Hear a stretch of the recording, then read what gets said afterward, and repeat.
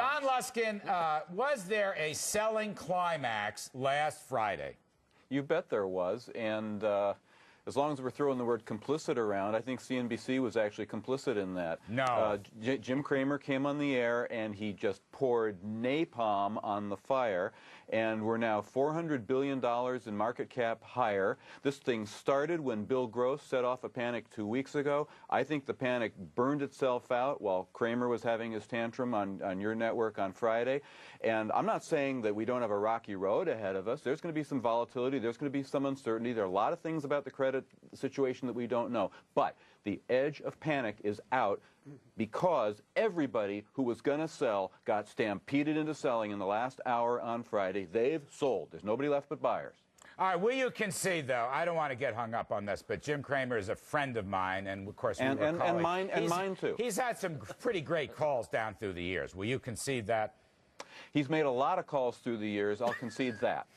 All right. I'm not going to go down that road. I will say that my former partner and my friend Jim Cramer has had some pretty good calls down through the year. Do we ask you, bounce off two prominent bulls. Elaine Garzarelli thinks the market rises 15% by year-end. She likes tech, emerging markets, the global play, and pharmas.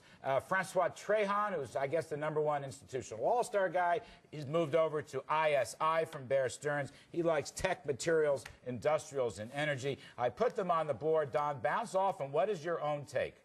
My take is that we have seen some babies thrown out with the bathwater in this 2-week correction we've been through. Some of the worst performing sectors have been energy and materials. Those are my favorites. Now, the reason they've been thrown overboard is because if you're a portfolio manager and you see a conflagration all around you and you just feel like you just got to sell something just to be prudent, you don't want to embarrass yourself too much, so you take profits. That means you sell your winners. So energy, materials, the big winners in this bull market have gotten absolutely trashed.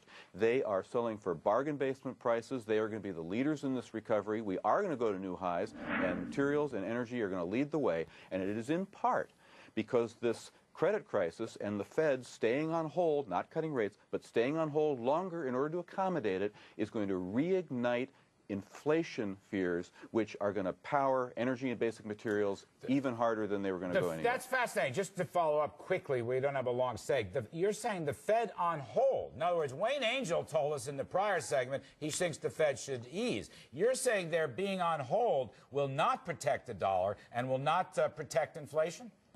That's right. Their being on hold is to stay at a level that is still accommodative. Interest rates have never gotten all the way to normal. They've been accommodative throughout. This credit crunch is simply because the market so gorged on the cheap credit that the Fed's been producing all along that it's just demanding more and more and more. At some point, the Fed's going to have to turn off the spigot. John,